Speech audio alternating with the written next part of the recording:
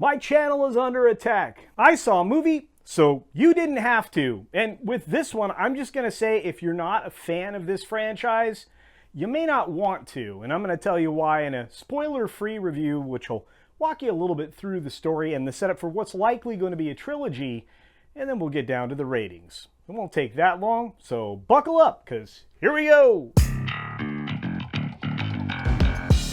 My channel is under attack. As with all of these films, they have the common story elements already defined for them.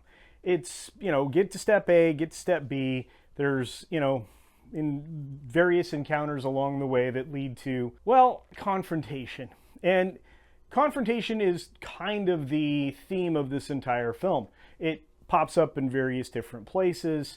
And this will feel like a fable or a biblical story to you because it's kind of the way it's presented. And one of the biggest problems that I found, that I've been finding a lot in film lately, it was just plain too long, and we'll get into that in just a moment.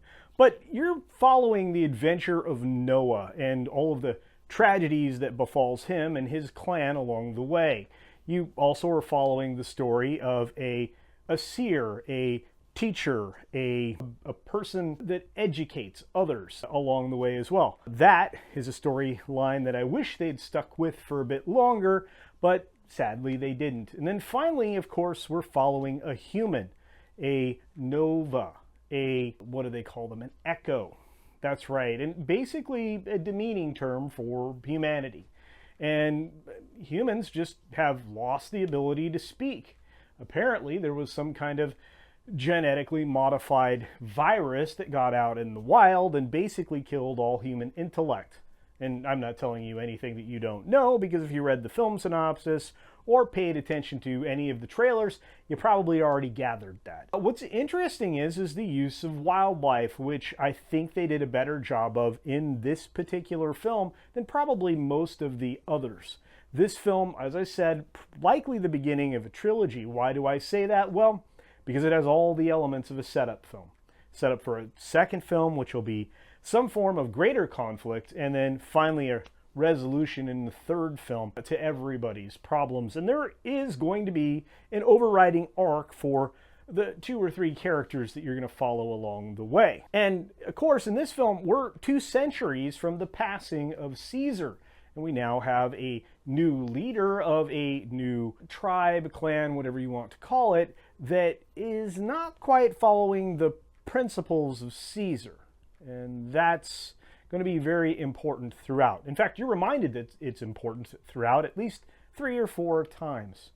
The human story is fairly interesting, and it does make humans look selfish, which is a bit concerning.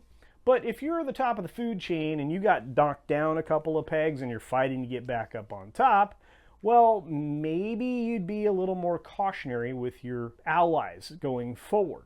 And it's very strange when we get to the end of this film, and I'll let you judge that for yourself, but I didn't feel a fully satisfied ending for a setup movie, for the trilogy, we should call it. And as I mentioned before, the film was slow. It was too long and it was too slow. It suffered a lot from pacing issues. There were a lot of extended travel segments that didn't need to exist, and a little bit too much setup for some of the scenes that may play a factor in the next film, but certainly didn't deserve as much screen time as they got. Plus, the reveal going into Act 2 was kind of a no-duh moment for the audience, and I think that's not going to have quite the payoff that they intended it to when they made the movie. Had they shortened it up, well, then things might have played faster, got you to what you were already expecting, and maybe that wouldn't have felt so hollow. I think one of the biggest problems that people have been having recently with these films isn't just the length, but the massive overuse of CGI, especially if it's bad. Fortunately, there's not really much bad CGI in this film, and the limited practical effects that were used or utilized were done very, very well and actually seemed to blend with the things going on around it, which is also something that's been in short supply in the last 5 or 6 years. And as far as the characters go, they all have enough character depth that the exploration of it was good.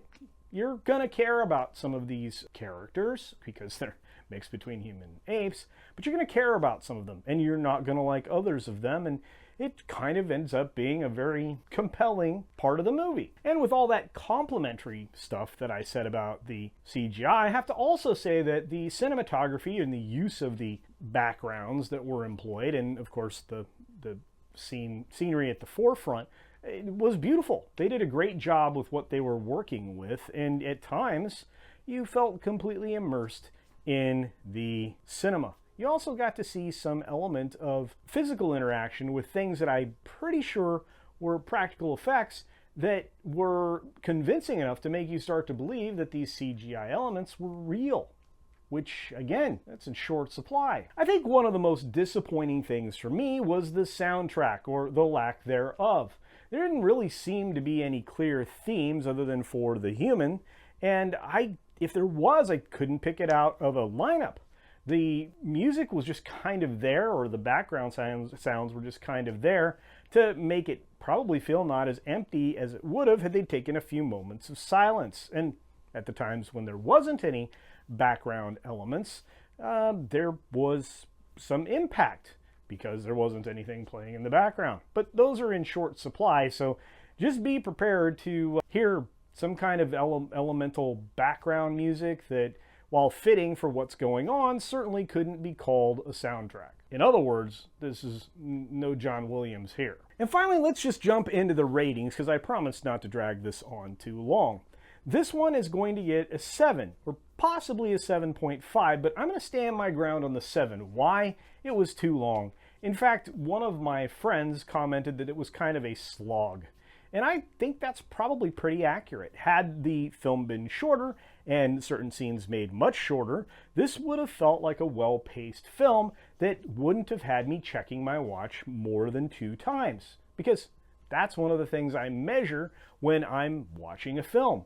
If you don't have me for at least an hour, the dead center of the film, which this is a little longer than 2 hours, but if it's not keeping me there and I check my watch inside the first hour and it's not quite there yet, that's not a good sign. 35 minutes into a film and I'm checking my watch, that's a bad sign. So this film really needed to run under the editing wheel one more time. Of course, that's not how we edit anymore. So if it's a 7 on the 1 to 10 scale, it's not going to be great on the other side of things, just a little better than average at a 3.5 star rating. You say, well, that seems fairly consistent, although if I could, I would ding that down just a little bit. Because again, this film just didn't keep me there. Now, if you love this franchise, you're going to love this movie. If this is your jam, big fans of this stuff, you will dig it. Now, I will say this. I would love to be a part of the Eagle Clan, and you'll see what that is at the end of the film. It's kind of a neat and fitting ending. So with all that being said, and just to reiterate, if you're a fan of this franchise, this movie is for you. If you are tangentially interested, you just may want to wait. Not that I'm trying to say anything other than I'm not sure this is worth $15 the opening weekend. I think it might be worth approximately half of that average. On that note, I would really love to hear what you have to say. So be sure to make a comment down below, hit the like button, and of course, if that little red button down there still says subscribe, click it and turn it gray. And then click on that button up there that says, or looks like a bell. Yeah, that's the notification bell. And when you click that and turn them all on, you won't miss anything, whether it be a live stream, a video, a member stream, yada, yada, yada. Not only that, you'd be helping me get to 25K, which YouTube seems determined to not let me get to, which is, well, a frustration in and of itself. My channel is under attack. Okay, maybe not something that dramatic. And as always, be sure to take care of yourself, take care of others, and until next time, see ya. I've seen it all, so you don't have to. Culture Casino's got the movie review.